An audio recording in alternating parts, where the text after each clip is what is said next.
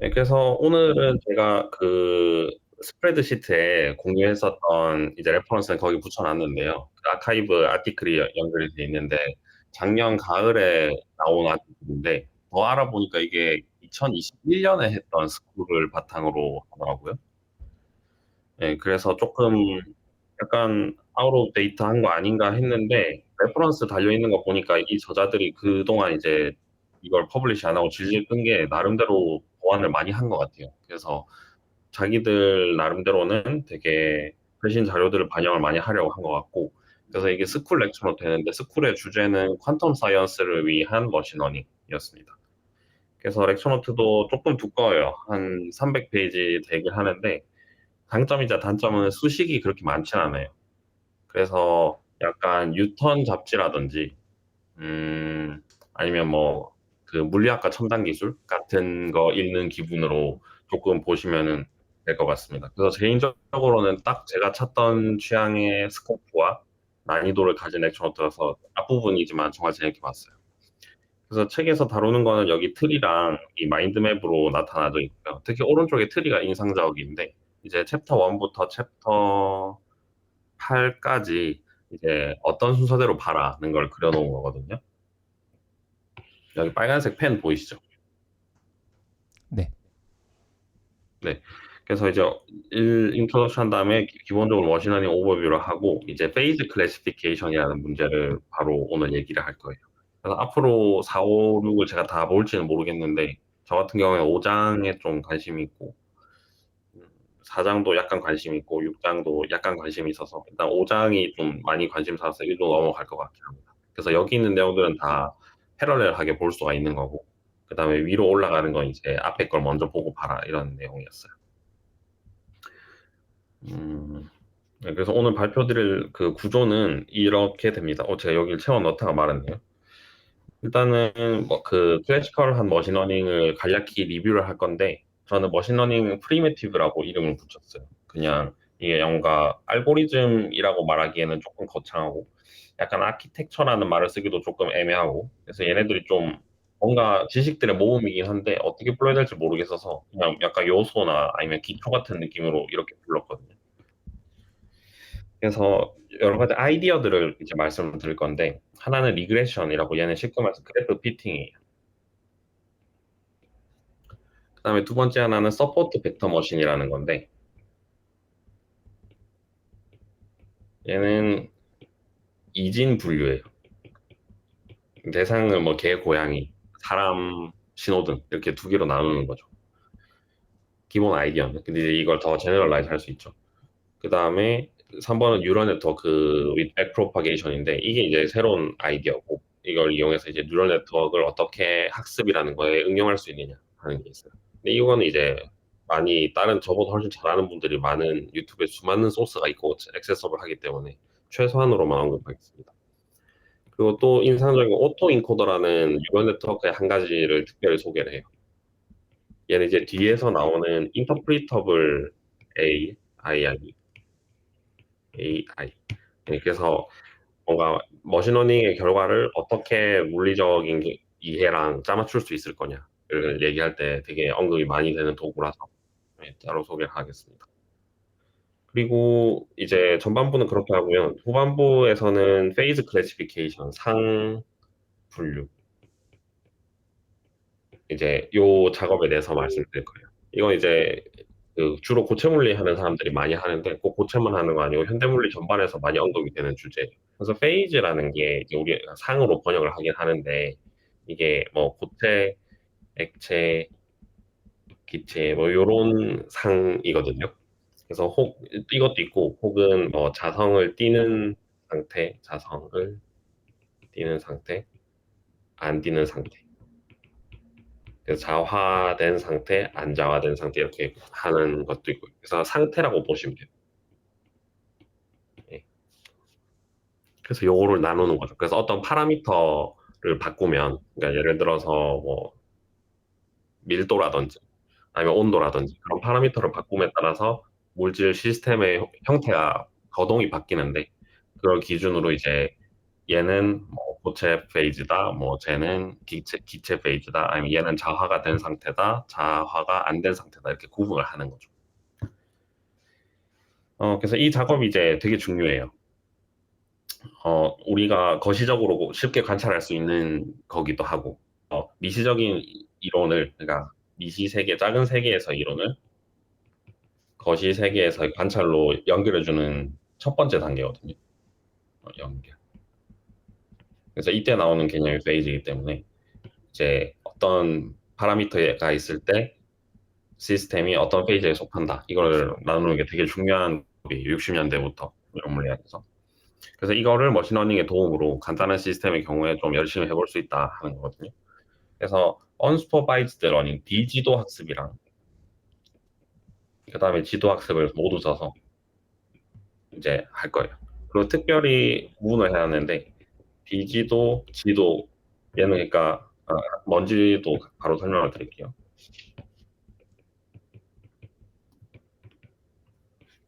가르치는 걸 때 지도예요. 그래서 얘는 ordinary. 이거는 뭐 통용되는 구분은 아니고 이 책의 저자들이 그냥 임의로 나눈 것 같아요. 그래서 이렇게 나눠서 설명을 하거든요. 그래서 ordinary는 보통 exact 솔루션이 있는 거예요. 그래서 선형대수 문제, 이런 아니면 미적분 문제 이렇게 바꾼 다음에 exact 솔루션을 우리가 찾을 수 있는 거죠. 그래서 비지도 학습에서도 exact 솔루션이 있는 문제들이 있고, 그 다음에 지도 학습에서도 exact 솔루션이 있는 문제들이 있어요. 그래서 각각 민 스퀘어 프로블럼이 되게 유명한 예고, 얘는 PCA라는 게 유명한 예예요. 그 다음에 그다음에 이제 뉴럴넷의 경우에는 뉴럴넷의 특징이 이제 히든 레이어가 중간에 많이 있는 거잖아요. 네, 인풋이 있고 머신러닝이라는 게 좀 이따 또 나오겠지만 아웃풋이 있는데 이 사이에 히든 레이어가 여러 개 있는 걸 보통 뉴럴넷이라고 하나, 뭐 딥러닝이라고 하는데, 딥러닝. 이때는 대부분 이그젝트 솔루션에 대한 표현식이 없어요. 솔루션이 있을 거라는 기대는 있지만 이걸 정확히 어떻게 찾는지는 뭐 휴리스틱스만 있고 알고리즘 100% 정확도로 찾아주는 방법이 없는 거죠. 그래서 예를 들어서 지도학습의 경우에는 뭐 CNN도 얘기를 하고 컨볼루셔널 뉴럴 네트워크라고 하는, 그다음에 비지도 학습도 몇 가지 얘기를 해요. 예, 그래서 요런 것들을 제가 어떻게 실제 상황에 적용이 되는지 좀 얘기를 드리려고 합니다.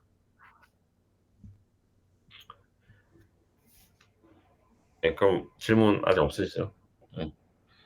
그래서 책은 이제 앞부분에 되게 재밌는 그림으로 또 시작하는데, 이 렉처 노트에서 제가 제일 마음에 든 부분은 이제 스코프랑 뭐 난이도도 있지만 그림이 굉장히 예쁩니다.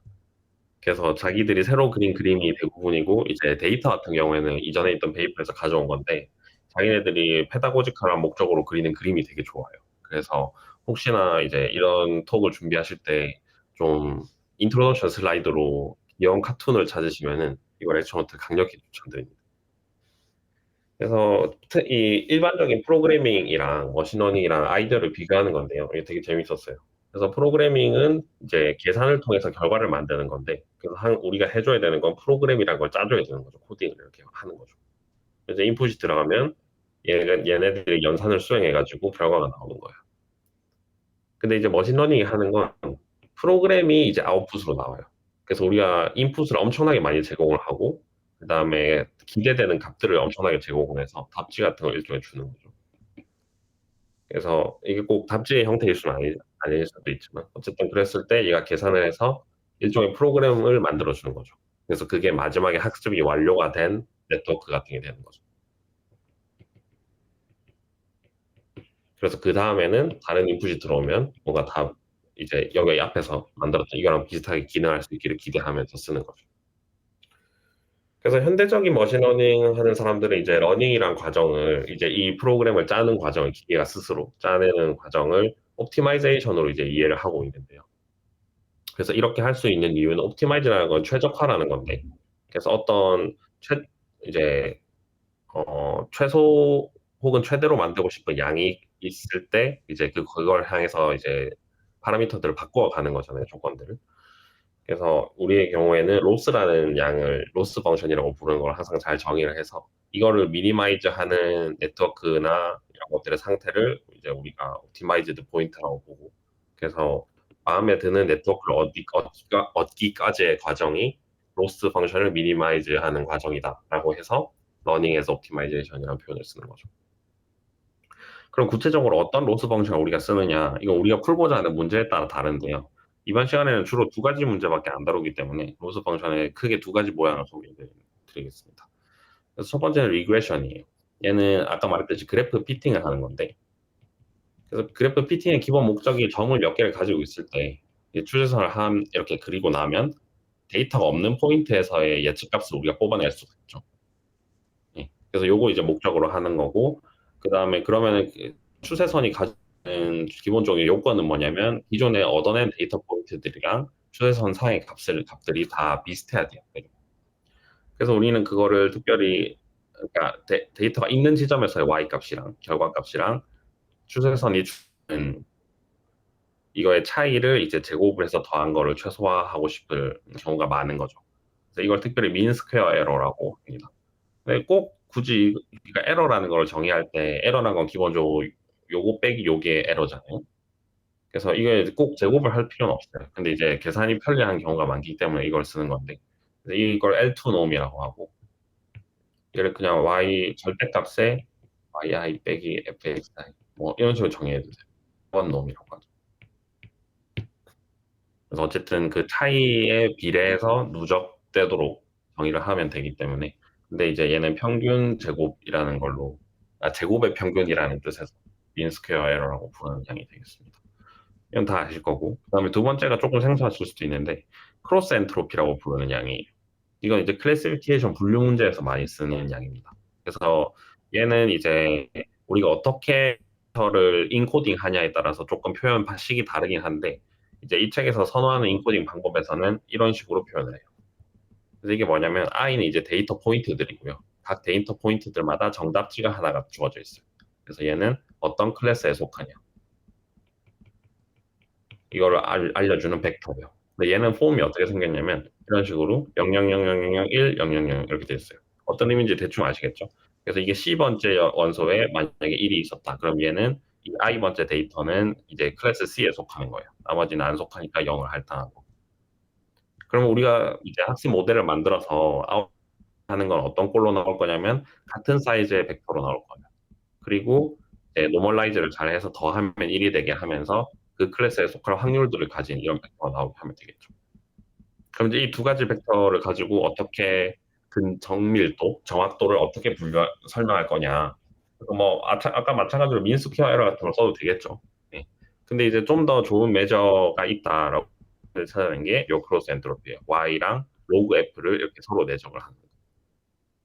그래서 이거의 이제 유래는 사실 우리가 이제 몇몇 분들은 이전에 닐슨 주황책을 우리가 봤기 때문에 그걸 보면 이제 좀 더 간결하게 이해를 할 수 있어요. 왜 굳이 이렇게 정의해야 되지? 뭐 사실 만약에 fx 아주 정확해가지고 똑같이 00001 00 그래서 y랑 똑같은 값이 나왔다. 그럴 때는 이제 y가 1인 성분만 남고 그 다음에 로그 1인 성분만 남고 해가지고 이제 0 곱하기 0 돼가지고 로스가 0이 되겠죠. 그러니까 정확한 경우에 로스가 없어진다는 직관에는 잘 부합해요. 근데 이제 왜 하필 이렇게 정의하냐면 얘는 KL divergence랑 관련이 있습니다. 혹은 relative entropy. 그래서 얘는 분포 두 개가 있을 때 두 개를 비교하기 위해서 만든 양이었는데요. 어떤 확률 분포 P랑 또 다른 확률 분포 Q가 있을 때 걔네들이 똑같냐 다르냐 가깝냐 뭐냐를 비교하는 기준으로 이제 이런 KL 다이버전스를 우리가 정의했었어요. 그러면은 PI 로그 PI 빼기 PI 로그 Q가 Y 이렇게 정의가 되는데요. 그래서 만약에 우리가 이제 이제 의미를 해석할 때 얘를 Y들이라고 생각하고 얘를 모델이 뽑아내는 FX들이라고 생각하면 그러면 앞부분은 Y에 대한 정보만 갖고 있기 때문에 흥미가 없고요. 모델에 대한 우리 학습시키고자 하는 모델 정보가 없으니까. 이제 뒷부분만 모으면 그게 이 식이랑 똑같아요. 이 식이랑. 똑같죠. 그래서 얘네는 이제 분포가 비슷하다는 걸 측정하는 매저였으니까 직관적으로 잘 맞죠. 만약에 fx가 y들을 다 정확히 맞춘다면 다 같은 거니까 이게 줄어들 거고 따라서 로스도 줄어드는 게 예상이 맞는 거죠. 네, 저는 그냥 그 문제 풀 때 크로스 엔트로피 그 위키피디아 나오는 거 그 기서브에서 갖다 썼는데 네, 이런 의미가 있구나 하면서 재밌게 봤습니다. 그리고 이건 이제 머신러닝 하면 항상 사람들이 가져오는 그림이라서 저도 그냥 가져와 봤는데 모델을 만들었을 때 무조건 막 노드 많이 넣고 레이어 많이 넣어가지고 네트워크 복잡하게 만들면 짱짱이다 뭐 이렇게 할 수는 이제 그렇게 생각할 수 있잖아요. 근데 이제 그것은 아니다라는 거예요. 그래서 밑에 언더피팅 이거 그림이 되게 많이 언급이 되는데 이제 너무 모델의 튠업을 바꿀 수 있는 파라미터가 없으면 얘네가 학습을 잘 못해가지고 이제 마음에 드는 클래시피케이션을 못하겠다. 지금 동그라미 점들이랑 X점들을 나누고 싶은 건데 여긴 X들이 많고 여기 동그라미가 많고 그래서 선으로 이렇게 하는 심플한 파라미터는 별로 파라미터 풀은 별로 안 좋은 거겠죠. 그다음에 반대로 파라미터를 엄청 많이 넣어가지고 복잡한 커브로 이렇게 두 셋을 클래시파이 한다면은 그럼 예를 들어 여기 동그라미가 있으면 다시 또 어긋날 수도 있고 그래서 기존의 데이터에 대해서는 잘 설명을 하지만 뭔가 확장성이 없는 거죠. 새로운 데이터셋에 없는 새로운 인풋에 대해서는 결과를 맞출지 안 맞출지 보장을 할 수 없어요. 그래서 그게 이제 보여주는 게 이거거든요. 그래서 모델이 많아지면 일단 모델이 복잡해지면 트레이닝 데이터에 대해서는 무조건 학습을 더 잘할 수밖에 없어요. 근데 이제 확장성이 떨어지는 거죠. 그래서 테스트 데이터로 이제 새로 시험 문제를 새로 만들어서 주면은 다시 틀리는 거죠. 그래서 어떤 스윗 스팟이 중간에 있다. 최적화된 지점이 중간에 있다. 그래서 그게 어프로피에이트 피팅을 주고 적당한 컴플렉시티의 모델을 잘 맞춰 써야 된다. 이게 교훈입니다. 근데 이제 이 책에서 조금 특이하게 봤던 거는 표현할 때 바이어스랑 베리언스라는 신기한 표현으로 얘네를 써놨어요. 그래서 오른쪽에 이제 잘 맞춘다는 건 기본적으로 바이어스가 작다는 거고요. 그래서 오른쪽으로 갈수록 잘 맞춘다. 로우 바이어스. 그다음 왼쪽으로 갈수록 못 맞춘다. 하이 바이어스. 근데 이제 확장성이 떨어진다는 거는 하이 베리언스, 그다음 로우 베리언스 표현이 됩니다. 그래서 이런 표현을 쓰는구나라는 걸 처음 배울 수 있었어요.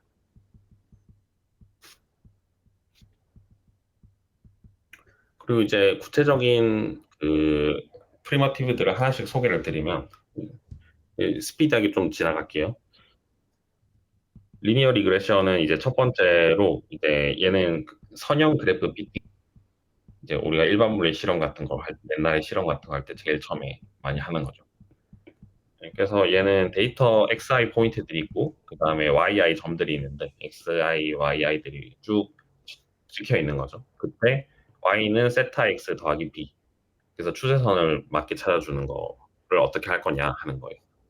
근데 이제 특별히 이제 보기 싫다, b가 따로 있는 게 보기 싫다. 그러면은 이제 xi에다가 축을 하나 더 할당을 해서 b를 세타 제로 곱하기 1 이런 식으로 할당을 하는 거죠. 그래서 x 제로는 항상 1인 걸로. 그러면 이제 그냥 세타 x로 쓸 수 있고 이런 식으로 간단하게 쓸 수 있어요. 그럼 이제 우리가 미니마이즈 하고 싶은 로스는 피팅하고자 하는 함수가 계산한 거랑 주어진 데이터랑의 차이겠죠. 이렇게. 네. 그러면 이건 이제 수학적으로 잘 정의된 문제인데 리스트 스퀘어 솔루션이라는 걸 찾는 문제라서 이제 찾으면 됩니다. 그래서 그걸 좀 더 설명을 드리면은 키 아이디어는 이거죠. 이제 원래 피팅 문제는 오른쪽에 여기 보이시는 것처럼 x축이랑 y축 이제 직선을 찾는 거죠. 예쁜 직선. 근데 이제 예를 들어서 이 원점을 직선이 항상 원점을 지나는 것만 생각한다고 가정을 하고 점이 두 개가 지어져 있다고 해볼게요. x1, y1, x2, y2. 그러면 그때 이제 우리가 찾는 파라미터는 세타라고 쓸 수가 있는데 네. 그러면은 x1 이제 플레인을 바꿔볼게요. 원래는 이제 xy 플레인에서 우리가 이 선을 찾는 선의 기울기를 찾는 문제였는데 원래는 근데 이제 그거를 좀 바꿔서 각 데이터들로만 구성된 공간을 생각하는 거예요. 그래서 여기에는 x축이 x1이고 첫 번째 데이터의 x축 그다음에 얘는 두 번째 데이터 포인트의 x축이 새로운 이제 두 번째 축이 됩니다. 그래서 여기서의 원래 평면에서의 추세선을 찾는 문제는 이제 이렇게 데이터 포인트 평면에서는 어떤 벡터 하나가 주어지고요. 왜냐면 데이터가 지금 점이 두 개가 있기 때문에 벡터와 이평면에서 한 점을 찍을 수 있죠. 그리고 그 화살표를 따라서 이걸 스케일을 해가면서 y1, y2 그러니까 또 다른 데이터로 이루어진 점이랑 제일 가까운 지점이 어디냐를 묻는 문제로 바뀌어요. 그래서 이게 제가 드로잉이 별로라서 좀 헤매질 것 같기도 한데 잘 생각을 해보시면 이제 여기 있는 점 두 개에서 이거 원점이랑 가까운 직선 찾는 가까운 비팅 라인 찾는 문제가 이런 식으로 최소 거리의 점 찾는 문제로 바뀐다는 걸 알 수가 있어요. 그러면 이제 이런 문제는 항상 이제 비슷하게 풀리는데 특징이 뭐냐면 이게 여기 수직이라고 해놨는데 고등학교 때 보면 항상 뭐 수직으로 만난다 이런 상황이 바로 이 상황이거든요. 그래서 우리가 세타를 바꿈에 따라서 스케일링 되는 거는 이 화살표의 길이가 변했다 올라갔다 내려갔다 하는 거고요. 그럴 때 어떤 화살표를 딱 만들어야 이 점이랑 제일 가깝냐는 문제인데 제일 가까울 때는 항상 이 수선에 발을 내리면 이게 딱 만난다. 요때 제일 가까운 거죠. 그래서 이게 오차가 되고요. 왜냐면 여기가 예측하는 값이고 여기가 가고 싶은 값이니까. 그다음에 요만큼이 우리가 스케일에서 갈 수 있는 거예요. 그래서 항상 오차랑 갈 수 있는 지점이랑 수직하게 돼요. 그래서 갈 수 있는 거는 x 세타 곱하기 x가 될 거고 오차는 y 마이너스 x 인데 요거가 수직하다는 걸로부터 내적을 하면 0이 된다는 식을 얻고요. 그래서 그걸 잘 정리하면 리스트 스퀘어 솔루션이 항상 이런 식으로 표현이 된다. 이걸 얻을 수 있습니다. 그래서 리그레션의 기본적인 아이디어는 항상 이거예요. 그래서 리스트 스퀘어를 미니마이즈 하는 건 이제 손으로 풀 수 있는 문제다. 그래서 풀면 된다. 거고요. 그리고 요거 조금 새로운 부분은 레귤러리제이션이라는 게 조금 새로운 건데 얘는 이제 아까 앞에서는 파라미터가 하나밖에 없었지만 세타가 사실 실제 생활에서 이제 쓰는 거는 현장에서 쓰는 거는 세타 파라미터가 엄청 많고 그래서 뭐 세타 파라미터가 뭐 10개 혹은 20개 이렇게 100개 이렇게 놓고 이제 어떤 가상의 높은 차원의 플레인을 찾는 문제가 되겠죠. 문제는 우리가 인터프리터블 AI 이런 게 유행인데 그러면 10개, 100개의 모든 세타가 넌제로인 상황을 원하지 않아요. 그러니까 무슨 말이냐면 세타 1 x1, 세타 2 x2 그래서 세타 100, x 100까지 있는데 아까 말했듯이 모델이 복잡해지면 무조건 잘 맞추니까 잘 맞추는 모델을 만들 수 있겠죠. 근데 이제 우리가 원하는 건 확장성도 있고 설명성도 있는 모델이기 때문에 넌제로인 세타의 개수를 줄이고 싶은 거예요.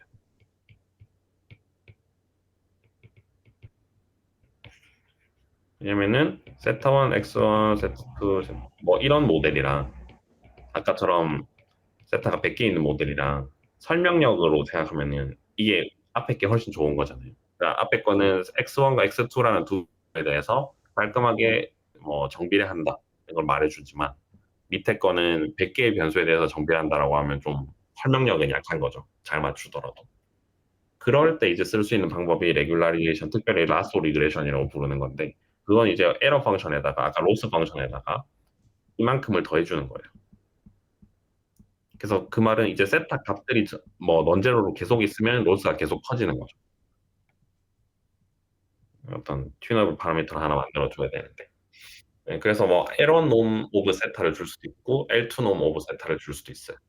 그래서 좀 재밌는 그림을 다른 페이퍼에서 가져왔는데 이제 각각의 특징이 뭐냐면은 L1 놈은 세타들을 많이 0으로 만들어요. 많은 세타들을 0으로 죽인다. 이게 여기 이 왼쪽에 그림 보시면 알 수 있거든요. 그러니까 이게 뭔가 여기 파란색 라인이 이 원래 민스퀘어 에러랑 그다음에 레귤러리제이션이랑 값이 같은 라인이라고 생각을 하고 그다음에 요 이제 델타 L 이꼴 0인 커브라고 보는 거예요. 델타 L 이꼴 입실론. 그러면 어떤 최적화 포인트를 찾다 보면은 입실론이 제일 잘 된 점을 찾아야 되니까 이거 약간 고등학교 때 했던 선형 계획법이랑 비슷하거든요. 그래서 이 선이랑 네모랑 만날 확률이 제일 큰 점이 보면 항상 모퉁이에서 잘 만나겠죠. 선이 뭐 이렇게 있을 수도 있고 뭐 이렇게 있을 수도 있지만 이렇게 조절을 해오다 보면 항상 이렇게 꼭 만나요. 그렇겠죠. 근데 이제 꼭지점은 어떤 점이냐면 두 파라미터 중에 하나가 0이 되는 지점이거든요. 이게 축 라벨이 다른 데서 가져오다 보니까 안 맞는.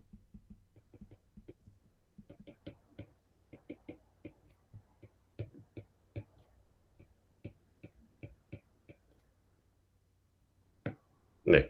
그래서 이제 원놈으로 이렇게 레귤러라이즈 하는 새로운 텀을 주면 이제 어떤 파라미터가 최대한 0을 많이 되는 옵티멀 포인트를 찾을 수 있다는 게 레슨이에요. 그다음에 L2놈은 골고루 작게 만들어주는 역할을 해요. 네. 그래서 용도에 맞게 이제 어떤 상황에서는 이게 필요할 수도 있고 일단 계산하기에는 L2놈이 더 쉽거든요. 미분 가능성 조건이 있기 때문에.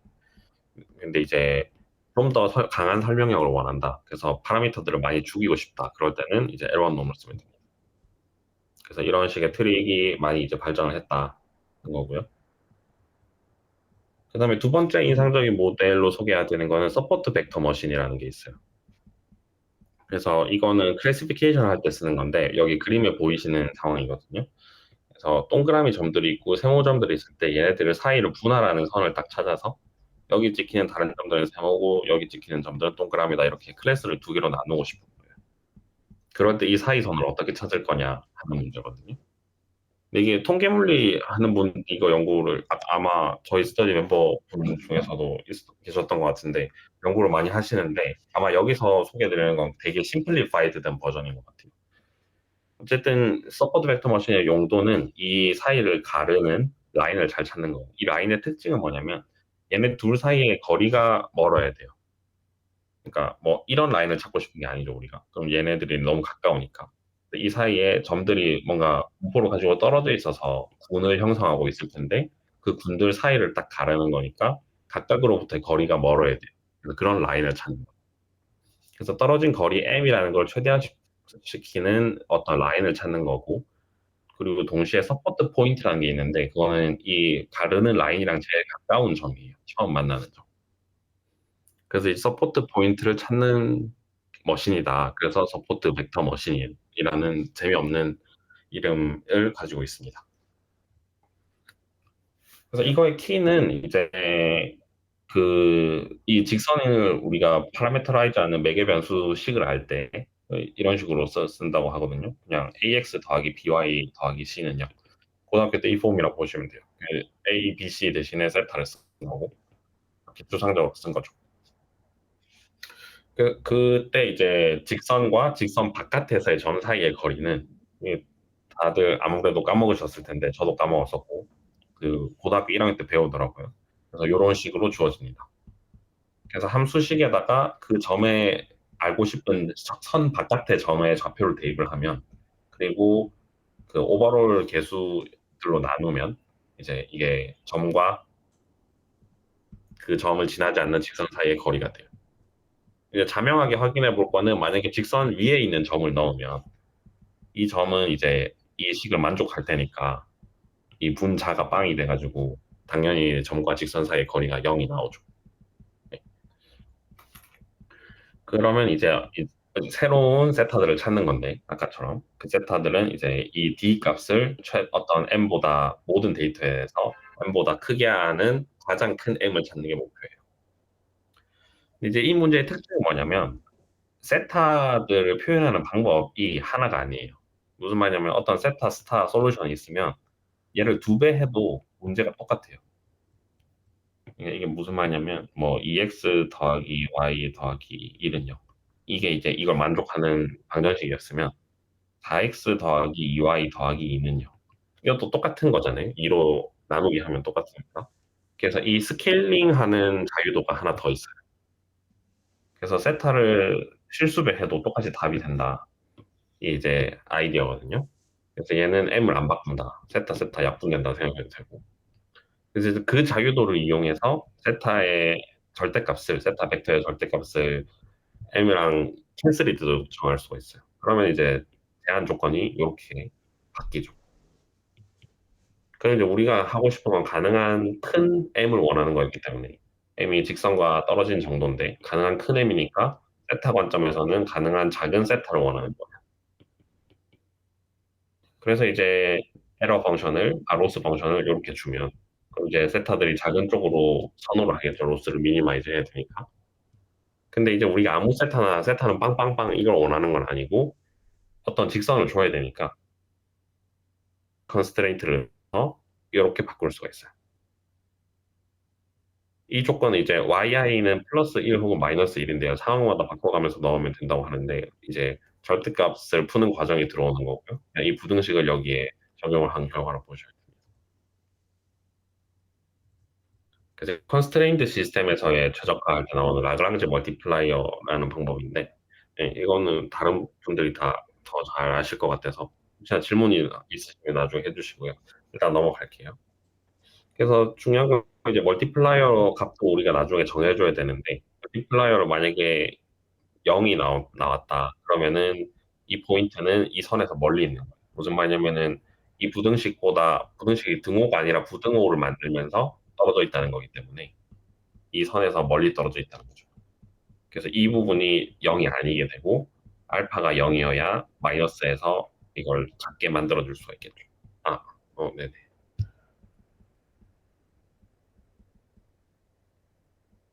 여기 플러스를 써야 되나? 이건 조금 체크를 해볼게요. 그리고 이제 알파가 넌제로로 나올 때가 있는데 그럴 때는 이제 안에가 이 안 부분이 0으로 사라져야 이게 최소가 된다는 걸 이용해서 이제 이런 점들이 서포트 포인트를 준다라고 이제 역으로 우리가 해석을 할 수 있어. 여기 선이랑 제일 가까운 점도. 네, 크게 이런 계산을 하는 일입니다. 그다음 뒤에 나오는 건 뉴럴넷인데요. 이거는 여러분들이 많이 잘 아시겠지만 뭐 액티베이션이랑 바이어스 같은 게 있고 그다음에 시그모이드 함수라는 게 있고 그래서 인풋이 들어왔을 때 걔네를 리니어 트랜스폼을 한번 해주고요. 1차 변환을 한번 해주고 그다음에 거기에 비선형성을 주기 위해서 이제 시그모이드 함수를 통과를 해서 스무스하게 이제 두 번째 노드로 값을 주는 거죠. 그래서 그 과정을 여러 번 반복을 해서 인풋 노드를 줄여가면서 이제 원하는 답의 적당한 디멘션을 가진 마지막 아웃풋 레이어까지 쭉 계산하는 이제 뉴럴 네트워크가 이제 처음 나온 거는 엄청 오래전으로 알고 있는데 60년대 뭐 이런 걸로 알고 있는데 근데 이제 이게 많이 디벨롭이 한 80년대까지 안 됐던 이유는 70년대, 80년대까지 안 됐던 이유는 이제 얘네들의 값을 업데이트를 어떻게 빨리 할 거냐를 사람들이 이제 별로 생각을 안 했었거든요. 그래서 계산량이 너무 많다 보니까 당시에 컴퓨터로는 크게 이제 효용이 없어서 잠수함 어뢰 탐지할 때 엄청 잘 써먹었다는데 미국에서 그 이외에는 이제 크게 써먹지를 못했어요. 이제 80년대쯤부터 이제 백프로파게이션이라는 알고리즘이 나오면서 이제 이거를 빨리 하게 됐죠.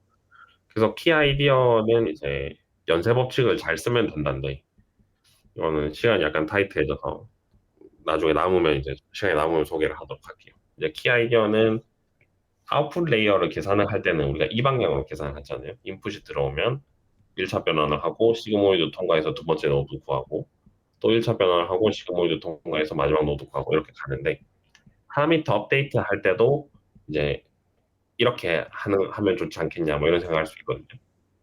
더 좋은 옵티멀 포인트로 가는 파라미터 업데이트를 할 때.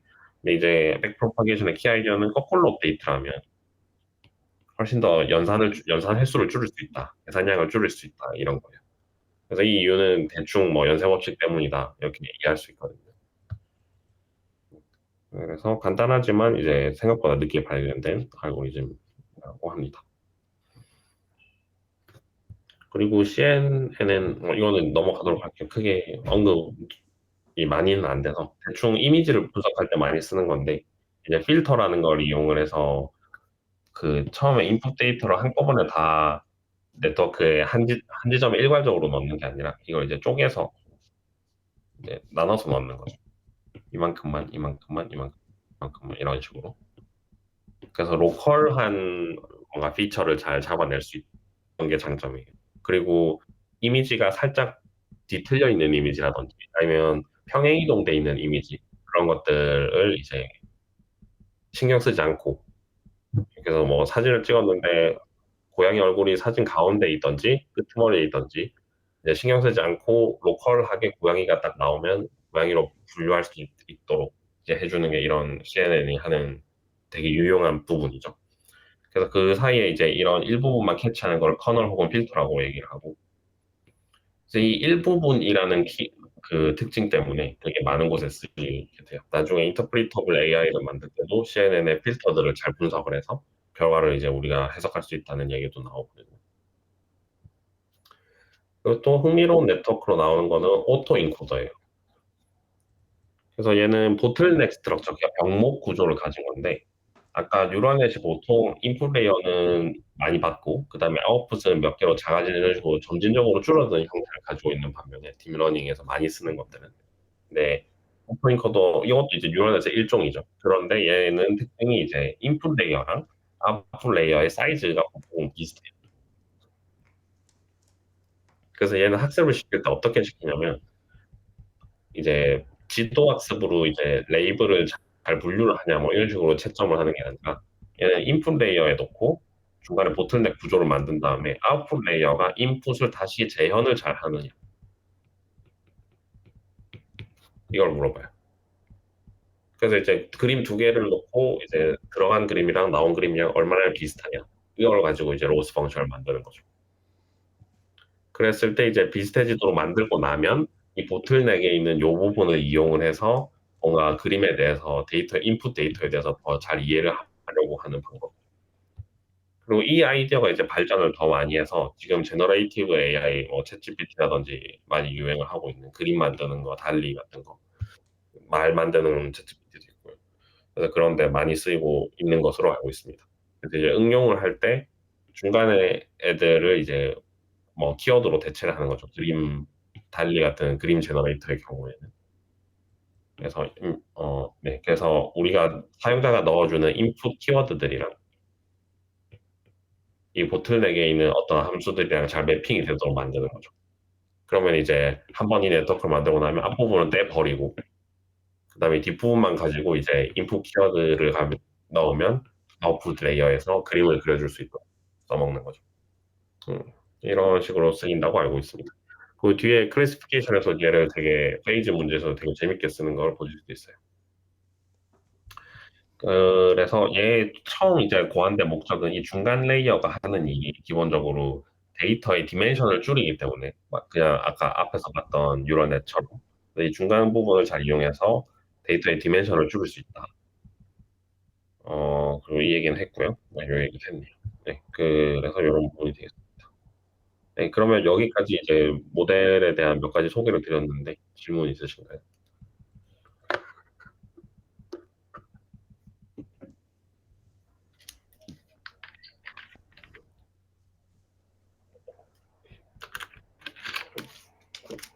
네, 없으시면 페이즈 클래시피케이션으로 넘어가겠습니다. 우선 첫 번째로는 페이즈가 뭔지 아까 말로만 조금 설명을 드렸는데 그림이랑 같이 좀 얘기를 해볼게요. 그래서 보통 이제 페이즈 문제에서 우리가 하는 거는 그 온도를 우리가 시스템의 온도를 바꿔줘요. 많은 경우에. 그래서 온도를 바꾸면은 예를 들어 이게 이징 모델이랑 그다음에 G2 게이지 띠어리 혹은 이징 게이지 띠어리라고 하는 두 이그샘플이 있는데요. 두 개의 패턴을 보시면은 이제 이징 모델은 기본적으로 이제 스핀들이 이렇게 쭉 있는 거거든요. 그래서 여기 그림에서 이게 그 평면 하나를 보시고 이제 각 점마다 스핀들이 있는 거예요. 그래서 주황색 점은 스핀 업을 가지고 있는 상태고 파란색 점은 스핀 다운을 그 점에서 가지고 있다고 보시면 돼요. 그리고 이제 특정한 해밀토니안을 줘서 같은 스핀을 가지면은 에너지가 더 어, 잠깐만요.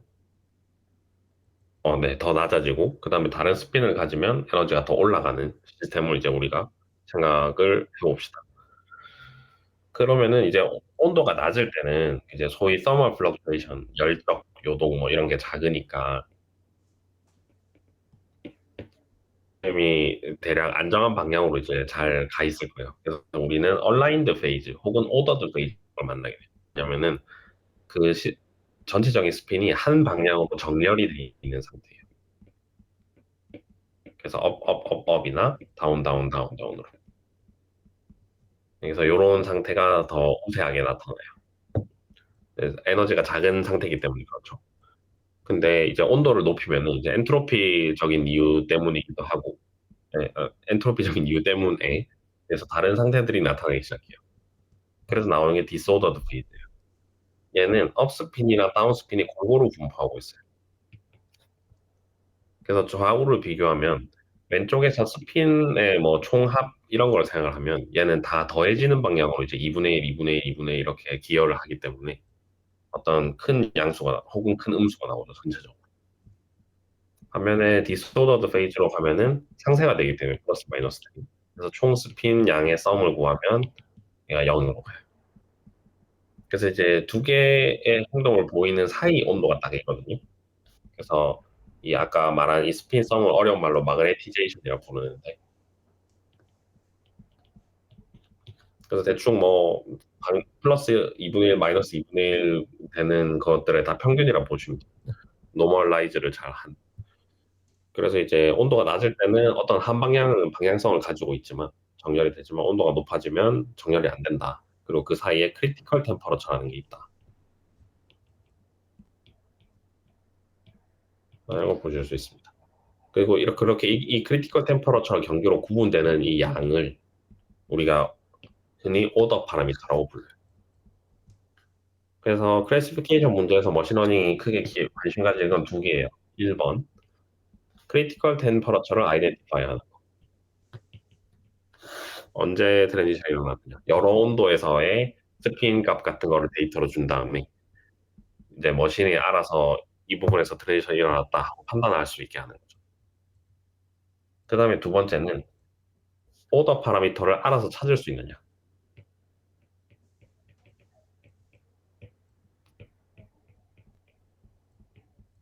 네, 그래서 요게 두 개예요. 우리가 이제 마그네티제이션이라는 거를 이제 스핀 이론에 대한 이해를 가지고 이제 알고 있기 때문에 이제 전 딴 데서 들었기 때문에 이제 오늘 소개를 드린 거죠.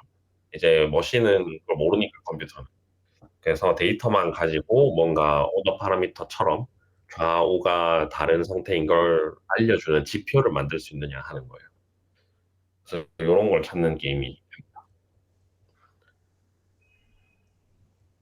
그리고 이징 게이지 띠오리는 조금 더 어려운 띠오리인데 얘는 이제 마찬가지로 스핀이 정렬이 되어 있는데 이제는 그 옆에 있는 스핀이랑 서로 뭐 이웃하냐 반대 방향이냐 요걸 가지고 에너지가 결정이 되는 게 아니라요. 어떤 룹을 우리가 만들면 이 룹이 이제 스핀들을 쫙 관통해서 어떤 룹이 쫙 만들어지는데 이 룹 상에 스핀들이 계속 다 있을 거잖아요. 그래서 걔의 스핀 값들을 다 곱해요. 그랬을 때 이제 양수면 낮은 에너지가 나오고 여기 곱하기 오브 스핀이 돼 있죠. 이게 한 방향으로 그래서 플러스 1로 딱 되면 양수고 아니 뭐냐 낮은 에너지고 그다음에 플러스 1 혹은 마이너스 1 여러 개가 나오면 높은 에너지인 거예요. 그래서 온도가 낮을 때는 이제 여기 보시면은 이 룹을 사람들이 이걸 왜 그려놨냐면 이게 주황색들만 연결을 해서 룹을 만들 수 있다 이거거든요. 이게 그림에서 좀 보기가 어려운데 심심할 때 이제 해보시면 돼요. 게임인데 이렇게 이렇게 주황색을 확대해서 보여드릴게요. 이렇게 찾아갈 수 있는 거야. 이러면 안 된다. 이제 제가 가운데로 가기로 했기 때문에 이런 식으로 룹이 만들어지거든. 예. 근데 이제 반대로 오른쪽에서는 룹이 안 만들어질 수가 있어요. 이게 네, 요렇게 된 거죠. 예, 그래서 파랑을 쭉 통과를 했지만 이렇게 가다 보면 여기선 갈 데가 없어지죠. 파랑이 없으니까.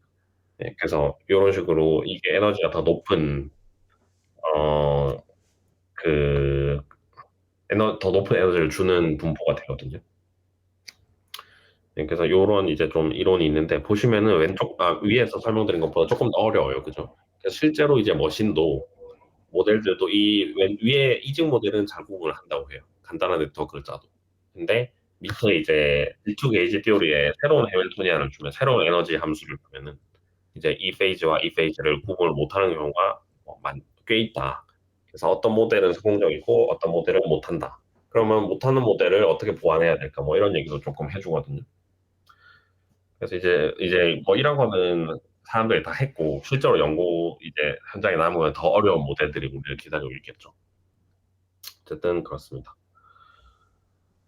그래서 하나씩 이제 아이디어를 조금씩 설명을 드리면 우선 그 뉴럴넷을 쓰지 않는 이그젝트 솔루션을 가지고 있는 모델들을 먼저 설명을 드릴게요. 그래서 클래시파이를 할 때 기본적인 방법은 제일 오래된 방법은 K-means 클러스터링이라는 거예요. 이제 위키피디아에 보시면 더 잘 나오는데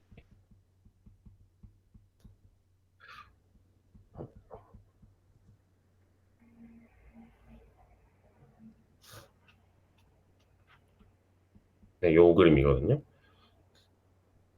그래서 이제 데이터들을 이렇게 나눈 다음에 특정 턴에서 이제 턴을 반복을 하는 거죠. 턴 게임처럼. 특정 턴에서 그 클래스의 평균점이 그 클래스에 속한, 아니, 뭐라 해야 되지? 그 클래스마다 평균점들을 우리가 찾을 수 있잖아요. 여기 그림에서 보이는 까만 점들인데, 까만, 뭐야. 네, 까만 점들인데, 이 평균점들에 대해서 각 클래스마다 분산을 계산을 하는 거예요. 그래서 이제 분산이 작아지면은 더 잘 모여 있다는 거니까. 그래서 그 분산을 작아지게 로스 펑션으로 해서 이제 반복을 하는 거죠. 이터레이션을 하는 거예요. 그래서 아무렇게나 클래시파이를 한번 해서 그러면은 분산이 크게 나오니까 그러면은 이제 다른 애들로 랜덤하게 바꾸는 거죠. 분산을 줄이는 쪽으로 이제 랜덤한 게 아니라 분산을 줄이는 쪽으로 분류 기준을 바꿔서 계속 이제 반복을 하면 이제 나중에는 깔끔하게 이제 분류를 할 수 있다. 이게 K 클러스터링의 기본 아이디어입니다. 그래서 뭉치는 데이터들은 잘 뭉쳐 있다. 이게 키워드예요. 그래서 어떻게 하면 잘 뭉친 애들을 따로 모아서 클래시파이를 할 수 있을 것이냐 이거죠.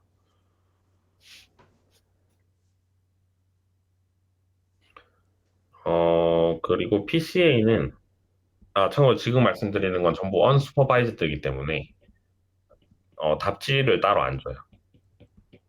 그러니까 데이터가 있고 예를 들어 사진 분류의 경우에는 이게 개 사진이다, 고양이 사진이다 이렇게 레이블을 우리가 달아줄 수가 있는데 이 레이블이 없이 하는 거죠. 아까 그래서 보이는 숫자점들 세 개로 나누는 그 문제도 이제 처음에는 레이블이 없는데 우리가 랜덤하게 레이블을 준 다음에 최적화된 그 분할법을 찾아가는 거였어요. 그리고 이제 PCA도 기본적으로 이제 unsupervised 비지도 학습이라서 레이블이 없이 하는 거예요. 그래서 얘는 뭐냐면, 네. 그래서 좋은 분류 기준을 우리가 잘 찾으면 그거는 데이터를 잘 흩뜨려서 보여준다. 말이 좀 어렵게 됐는데 기준을 잘 정하면 데이터들의 특징을 더 잘 볼 수 있다. 아이디어는 이거거든요. 그래서 여기서 특징을 더 잘 본다는 게 무슨 말이냐면 분산이 커진다는 거예요.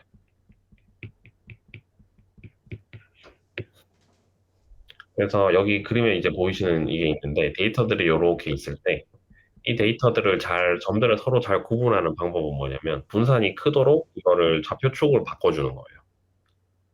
그래서 우선 평행이동을 해가지고 중간점이 원점으로 가게 만든 다음에 좌표축을 이제 회전을 해서 이렇게 바꾸고 나면 데이터가 뭐 대충 이렇게 생겼대요. 그러면 이제 이쪽 변수와 1번 변수와 2번 변수가 데이터들을 구분해주는 새로운 축이 되는 거죠.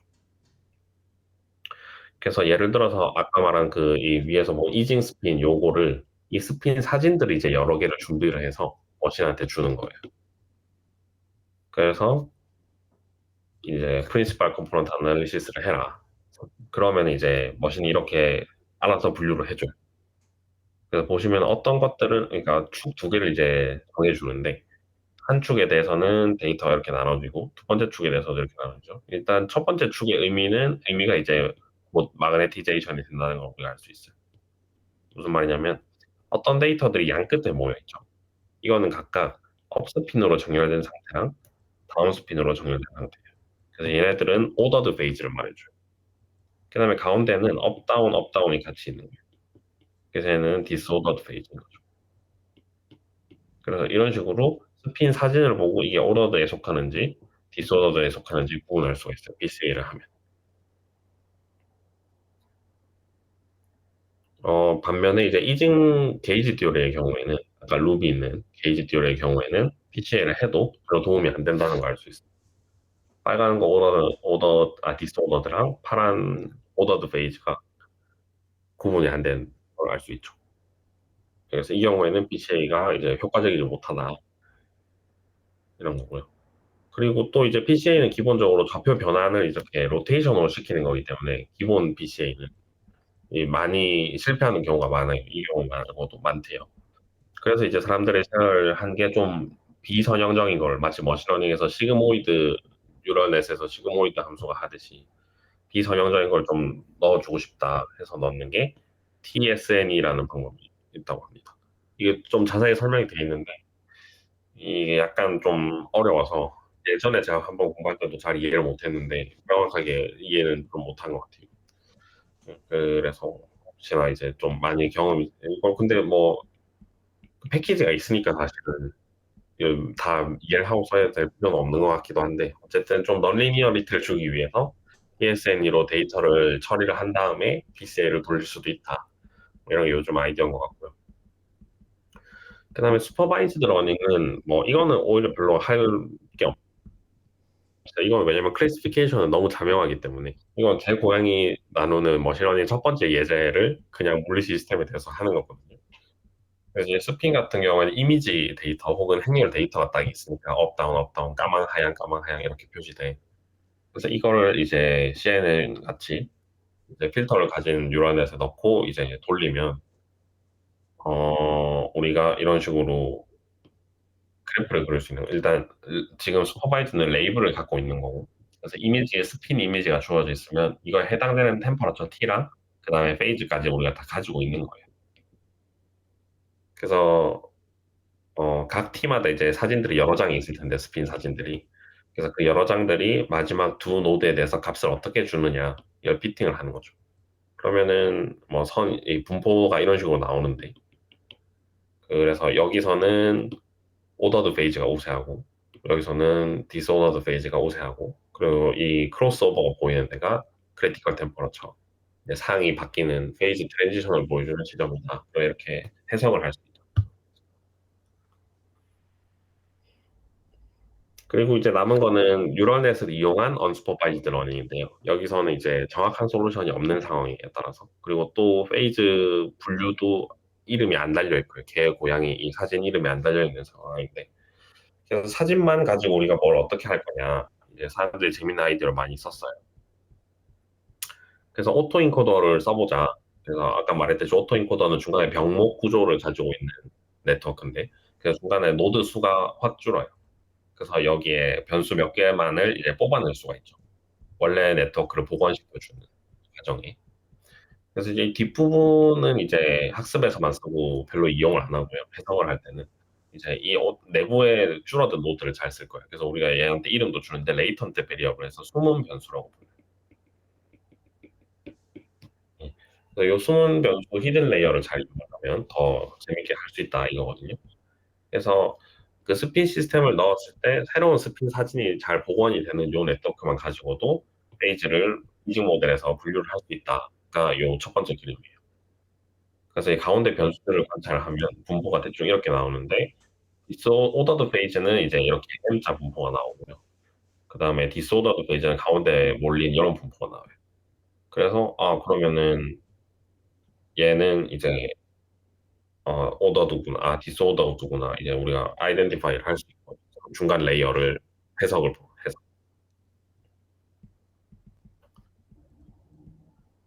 그리고 또 재밌는 거는 아노말리 디텍션이라는 방법도 같이 나오는데요. 얘는 조금 다르게 앞에서는 최대한 많은 데이터를 확보를 해서 걔를 가지고 오토 인코더로 학습을 시킨 거고요. 두 번째 거는 반대로 일부의 데이터만 주는 거예요. 그래서 한 페이지의 데이터만 학습을 시켜요. 그러면 이제 얘는 예를 들어서 자석이 잘 정렬돼 있는 상태만 다 복원을 할 수 있는 거예요. 근데 만약에 우리가 정렬이 안 된 상태를 주면 어떻게 될까요? 작동을 잘 안 하겠죠. 예, 그래서 작동을 안 하면 뭔가가 있는 거다. 이런 식으로 약간 역으로, 아니, 뭔가 빈틈을 노려서 찾아내는 거예요, 새로운 걸. 그래서 이 영역에서는 스핀 복원이 다 잘 되는 건데, 파란색으로 한. 그 말은 같은 페이지라는 뜻이고, 뭔가 공통된 점들이 있다는 거고. 주황색 영역에서는 복원이 잘 안 된다는 건데, 그 말은 이게 보라색이랑은 다른 뭔가 새로운 뉴 피직스를 가지고 있다는 거죠. 그다음에 새로운 피처들. 그래서 이 오토링커더가 잘 작동을 안 하는 영역들을 반대로 솎아내는 방법을 줄 수도 있어요. 그래서 이거를 아노말리 디텍션이라고 부른다고 합니다. 그리고 밑에서는 이제 오토인코더를 이용한 몇 가지 아이디어를 더 볼 텐데요. 하나는 러닝 바이 컨퓨전이라는 건데, 얘는 어떻게 그 크리티컬 템퍼러처를 아이덴티파이 할 거냐, 이것도 되게 재밌는 아이디어예요. 그래서 얘는 뭐냐면 이제 그 이미지들이 이렇게 쭉 있는데, 그냥 클래시파이 하는 기준을 바꿔가는 거거든요. 그러니까 우리가 지금 원래 하고 싶은 건 뭐냐면, 이 이미지가 여기서 나온 거냐, 여기서 나온 거냐. 그래서 이때 디소드, 이때 얼라인이었고, 그래서 요거 두 개를 구분을 하고 싶은 건데, 만약에 시간과 네트워크가 충분히 많다면 이거를 덤이 가짜로 페이크를 치는 거예요, 기계한테. 그래서 다시는 TC가 여기인데 가운데 있는 거였는데, 이쯤에 TC가 있다 해서 얘는 TC라고 치고, 그러니까 얘는 얼라인드라고 치고 얘는 디소더라고 치고, 그래서 거꾸로 이상하게 학습을 시키는 거죠. 그러니까 뭐 반대로 할 수도 있고 오른쪽으로 할 수도 있고. 네. 그러면 이제 학습하는 재료가 틀렸으니까 결과도 당연히 안 좋겠죠. 그래서 테스트 셋에 대해서 액큐러시를 보면은, 그러니까 여기서는 학습을 잘못했기 때문에 당연히 결과가 떨어지는 거예요. 반대로 이제 맨 극단에 가면은 근데 또 다시 좋아져요. 왜냐면은 여기는 클래시피케이션 문제가 트리비얼해지기 때문에 한 셋밖에 안 남고 여기도 한 셋밖에 안 남죠. 그래서 여기서는 그냥 모르는 척하면 되는 거기 때문에 다 결과가 좋아져요. 그리고 올바르게 TC 값을 딱 주면은 이 지점에서 제일 결과가 좋을 거예요. 그래서 이렇게 틀린 레이블을 이용해서 학습을 시키는 방법이 있어요. 그러니까 정보를 뽑아내는 방법이 있어요. 그래서 이 커브를 특별히 W 커브라고 부르고, 그래서 뭔가 파라미터들이 진짜 물리적으로 의미가 있는 파라미터가 세팅을 됐을 때 가장 좋은 정확도를 보여준다 하는 게 키워드가 됩니다.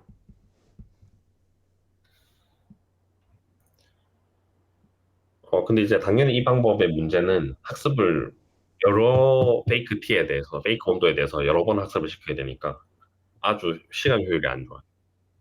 그리고 당장 이진 게이지 띠어리 아까 말한 룹이 나오는 그 모델의 경우에는 이게 성공하지 못했대요. 그리고 또 높은 차원 변수가 여러 개이면, 지금 이 경우에는 바이너리라서, 그러니까 이진 분류라서 경우가 두 경우밖에 없잖아요. 근데 이제 축이 두 개로 늘어나면 네 경우가 있을 거고, 그냥 그러면 이제 이런 W 모양이 아니겠죠. 일단 입체 그래프가 나오니까. 그래서 점점 더 어려워지겠죠. 그리고 또 바꿔야 되는 변수, 페이크를 쳐야 되는 변수도 늘어날 테니까 학습이 점점 더 그 디멘션에 의존해서 그 지수함수적으로 어려워질 거예요. 그래서 이런 게 단점이 다 돼 있고요. 그리고 프리딕션 베이스드 러닝이라는 방법도 나오는데, 얘는 네트워크 스스로 온도를 맞춰봐라라고 하는 거예요. 그래서 보통 이제 이거의 특징이 크리티컬 템퍼러처 주변에서는 뭔가 현상이 극단적으로 바뀌기 때문에 네트워크가 좀 따라가는데 힘겨워할 거다. 이게 키 아이디어거든요. 그래서 만약에 아무 일이 없는 거에서 이제 학습을 시키면은, 아무 일이 없는, 그러니까 요 구간에서 그러면 이제 리니어하게 이렇게 나온다든지 아니면 그냥 평평하게 나온다든지 한대요. 네. 근데 이제 실제로 페이지 트랜지션이 있는 시스템에서 학습을 시키면은 이 주변에서는 약간 이게 기울기가 변한다고. 그래서 이거의 기울기 값을 계산하는 거예요. 그래서 보시면 미분이 돼 있거든요. 그래서 여기선 낮은 기울기, 여기서 낮은 기울기인데 여기선 급하게 변하거든요. 그래서 기울기는 요렇게 된다. 그래서 이 피크에 있는 지점이 그 트랜지션이 일어나는 템퍼러처다. 크리티컬 템퍼러처다. 음. 그래서 지금까지 본 방법은 아까 처음에 이제 페이지에 대해서 말씀드릴 때 머신이 해야 되는 게 두 개가 있다고 했었는데, 첫 번째는 그 T를 찾는 거고요. 크리티컬 템퍼러처를 찾는 거고, 두 번째는 오더 파라미터를 찾는 거라고 했어요. 그래서 앞에 이제 크리티컬 템퍼러처를 찾는 거는 뭐 모델마다 조금 다르긴 했지만 전반적으로 잘했다 하는 게 이 내용이고요. 이제 할 일은 그러면 오더 파라미터를 어떻게 할 거냐. 어떤 기준으로 우리가 페이지를 구분할 수 있는지도 머신이 스스로 알아낼 수 있느냐. 이게 이제 뒤에 부분에서 잠깐 다룰 내용입니다.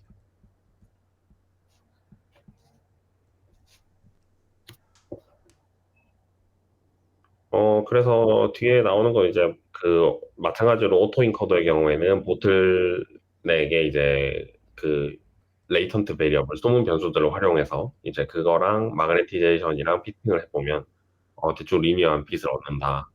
예, 그래서 그 변수 온도에 대한 이제 마그네티제이션 그래프 대신에 온도에 대한 히든 베리어블 그래프를 그리면 이런 식으로 아까 마그네티제이션 커브랑 비슷한 걸 얻을 수 있다 하는 거고요.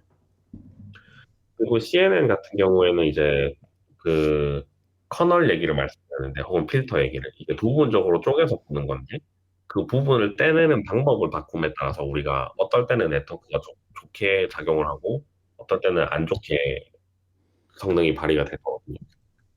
그래서 그 순간을 잘 찾으면은 그게 뭔가 시스템에 대한 정보를 말해준다 하는 게 두 번째에 나와 있는 Correlation Probing Neural Net 혹은 Interpretation Net의 TID예요.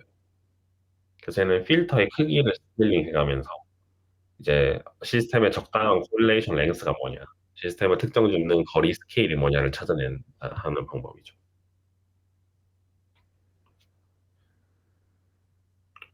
그리고 또 다른 방법은 이제 필터를 이용하는 것 중에 또 다른 방법은 시스템의 어떤 특징이 분류를 잘 도와주냐 이거를 알고자 할 때 쓰는 거거든요. 그래서 얘는 패널라이징 필터라서 필터 패널리제이션 뭐 이렇게 하는데 이렇게 만들어진 건 또 코릴레이터 CNN이라고 부른다. 이게 이름들은 다 비슷해서 뭐 근데 굳이 뭐 기억할 필요는 없을 것 같아요. 그래서 얘는 여러 개의 필터를 가지고 모델을 일단 잘 만든 다음에 학습을 시켜서 잘 만든 다음에 각 필터들을 약간 불구로 만드는 거죠. 돌아가면서. 그래서 이제 어떤 필터를 살짝 껐을 때는 모델이 여전히 기능을 잘 할 수가 있고, 그리고 어떤 필터를 살짝 이제 못하게 하면 모델이 확 망가질 수가 있는데, 후자의 두 번째 경우가 이제 그게 중요한 필터라는 거고, 만약에 K든 끄든 크게 뭐 모델이 변하지 않으면은 걔는 큰 역할을 안 하는 거라는 거죠. 그래서 만약에 필터마다 작용하는 방법들을 우리가 알고 있으면 뭔가 이 시스템을 캐릭터라이즈 하는데 어떤 게 더 중요하다 하는 거를 말해줄 수가 있죠. 그리고 사이어미스 N에는 이거는 이것도 이제 클래시피케이션 할 때 쓰는 건데 똑같은 데이터를 이제 똑같은 네트워크를 두 개를 준비해요. 그리고 얘는 이제 레이블이 없는 거예요. 그래서 이제 개, 고양이 레이블이 안 붙어 있는 사진은 다른 사진을 두 개를 넣어요.